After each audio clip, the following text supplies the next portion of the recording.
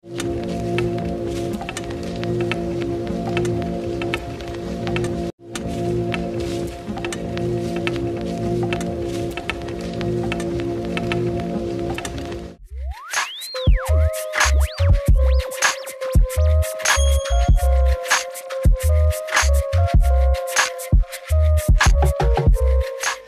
v zadnjih letih je kar nekaj kustosov postavilo izbore slovenskega sodobnega slikarstva. Naj povem, da se slikarstvo po letu 2000 znova vrača. Ne samo v Leipzigu, kjer delujeta Suzana Brborović in Nika Zupančič, ampak tudi drugje v Evropi, v Ameriki. Tako da je slikarstvo po 20-30 letih znova zadobilo svoj pomen. To je pomembno, ne? Slikarstvo ni nikoli odnehalo v tem smislu, razen da so nekateri slikarji nehali slikati, ampak v bistvu se ponovno vrača, ne? Jaz bi rekel, da za razstavo Živka Marušiča v Moderni galeriji pred nekaj leti, ki je dal naslov Slika je mrtva, naj živi slika, je v bistvu zadev, ko bi rekel, bučiko na glavico. Dve postavitvi sta pomembni v zadnjih letih. Tu je Martina Vovk v Moderni galeriji, Častne dolžnosti. Ta razstava je seveda bila omejena na letnice rojstva slikarjev. Se pravi tisti, ki so se rodili v 70. in 80. letih. To je malo kočljivo, mislim, zakaj ta omejitev, zakaj ne slikarstvo tisto, ki nastaja ta trenutek. Ne glede na mladino, ki vedno bolj slika kvalitetno, vrhunsko, avtentično. No, druga postavitev je bila Marka Košana, predlani v Slovenj Gradcu, ki je v bistvu vključila tudi zelo stare podobe, zelo stare slike. Robert Lozar, ki je tudi v mojem izboru, je bil tam predstavljen z sliko iz leta 1997. Čeprav tam ni bilo omejitve z letnicami rojstva, ampak je bil avtorski izbor. No, moja postavitev je slonila predvsem na mladih. Tu je kar nekaj mladih, 30-letnikov in 30-letnic, ki so vrhunske ustvarjalke. Tu mislim Katjo Pal, tu mislim Barbaro Drev, tu mislim tudi malo starejši Niko Zupančič, Joni Zakonjšek. Najstarejši avtor, ki sem si ga dovolil v tem izboru, je seveda Marko Jakše. Marko Jakše je seveda avtor, ki ne bi sodil v te generacije, vendar je njegova slika vsak dan aktualna. On slika dnevno in v bistvu, če sem dal naslov razstavi The Painting Now, slikarstvo zdaj, 2021, so bile vključene tudi njegove slike. Seveda je on malo šaljiv, malo je ironičen in zato nekatere njegove podobe tako tudi izpadejo.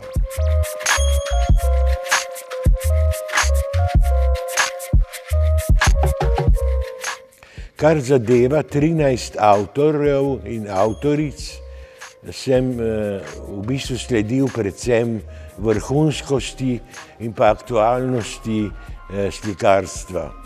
V tem smislu je nastal izbor, ki gradi na figuraliki. V bistvu je figuralna slika ponovno aktualna. Tu mislim seveda predvsem na Staša Kleindiensta, tu mislim na Miho Štruklja, tu mislim tudi na druge avtorje, ki so zastopani, recimo Nino Čelhar, vendar so med njimi tudi abstraktni slikarji. Sedim pred slikama Barbare Drev, ki se mi zdi moje odkritje, nihče je ni poznal, Odkril sem ga pravzaprav na podlagi materijala, ki ga je poslala za razstavo, in mislim, da te črte, ta barvna občutljivost, izjemna barvna občutljivost je značilna za njeno slikarstvo. Tu je Ira Marušič, za katero so leta govorili, da je pod vplivom svojega očeta. Mislim, da tega ne moremo več reči, da je Ira samostojna umetnica, ki na velikih platnih uprizarja, ko bi rekel, kromatsko ozadje z posameznimi elementi, figurami v ospredju. No, tu je seveda Nika Zupančič. Nika Zupančič preseneča po svoji črni fazi z barvnimi, predvsem modrimi slikami, kjer gre za v bistvu valovanje zraka, valovanje vode, ki jo v bistvu ujame v svoj objektiv. Mi smo predstavili njeno delo, ki ga imenujem Čebeljak. Čebeljak zato, ker je sestavljen iz več podob, iz več slik. No, Staš Kleindienst je ta tipični figuralik in odkritje zadnjega leta. Na razstavi v Lekvurni je pokazal svoja najboljša dela, ki nekako gravitirajo v nekakšno sredogorje z majhnimi detalji, figurami, odnosi med figurami, pripovedjo teh figur, ki nastaja v bistvu v dnu platna. No, Robert Lozar je avtor, ki smo ga poznali iz prejšnjega obdobja. Jaz sem z njim končal v knjigi, mladinske knjige, Slovensko slikarstvo od začetka do danes, vendar je ustvaril v zadnjih letih podobe, ki so nekakšne skulpture. V bistvu sem prvotno mislil, sem bil prepričan, da so to barvne, ko bi rekel, barvni trakovi v prostoru. Dejansko gre za slikarstvo, gre za neko čisto igro. No, Maruša Šuštar je v zadnjih letih neverjetno napredovala.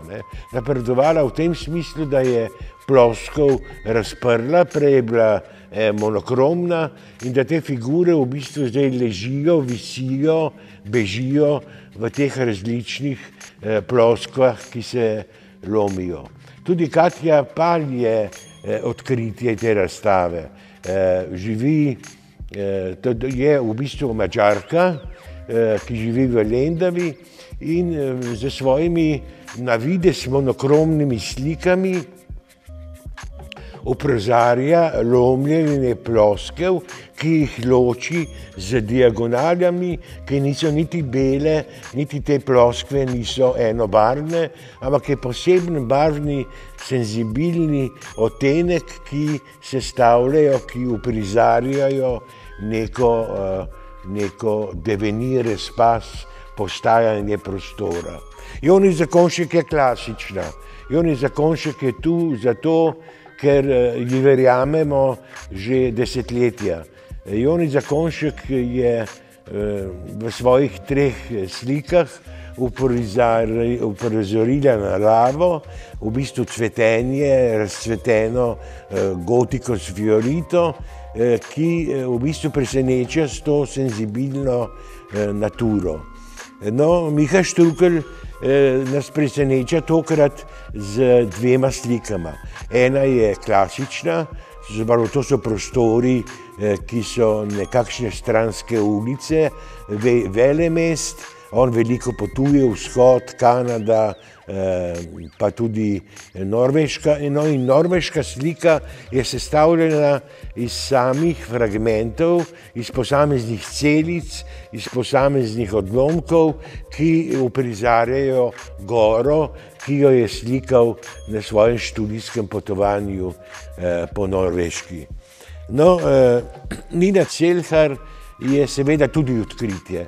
Je že razstavljala, je že znana, jo poznamo njena dela, ampak v zadnjem letu, predvsem v letu 2020 in 2021, je ustvarila posebna dela, kjer je pomembna barva, barvilo, zelenilo, zeleno, ki te hočem, zeleno.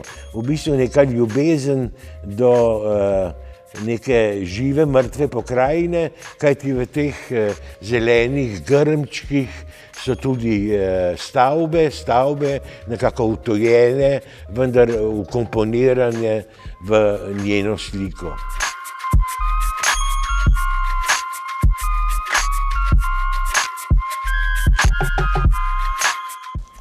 Zdaj, če bi se zaustavil še pri zadnjem avtorju, Matej Čepin je edini avtor, ki ustvarja brez akademske izobrazbe.